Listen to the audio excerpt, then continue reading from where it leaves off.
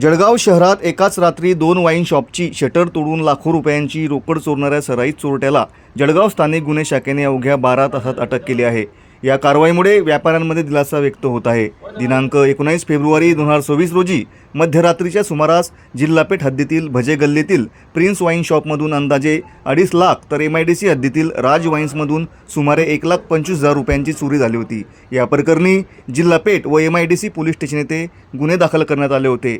घटनेचे गांभीर्य लक्षात घेऊन पोलीस अधीक्षक महेश्वर रेड्डी यांच्या मार्गदर्शनाखाली स्थानिक गुन्हे शाखेचे वरिष्ठ पोलीस निरीक्षक राहुल गायकवाड व पोलीस उपनिरीक्षक शरद बागल यांच्या पथकाने तांत्रिक तपास, CCTV फुटेज व गोपनीय माहितीच्या आधारे तपास सुरू केला। अवघ्या 12 तासात आरोपी रामनिवास मंजू गुप्ता वय 37 राहणार रामनगर कल्याण जिल्हा ठाणे यास ताब्यात घेण्यात आले। आरोपीने दोन्ही चोरीची कबुली दिली असून त्याच्याकडून गुन्ह्यात वापरलेली बजाज ॲव्हेंजर मोटारसायकल तसेच सुमारे 3,04,000 रुपयांचा मुद्देमाल जप्त करण्यात आला आहे।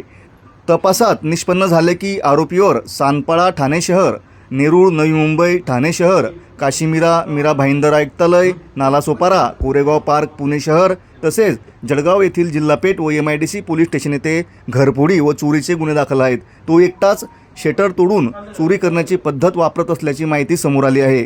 जिल्हापेठ पोलीस स्टेशनकडील पुढील तपास पोलीस उपनिरीक्षक गोपाल देशमुख तर MIDC पोलीस स्टेशनकडील तपास पोलीस हेड कॉन्स्टेबल भगवान चौधरी करीत आहेत।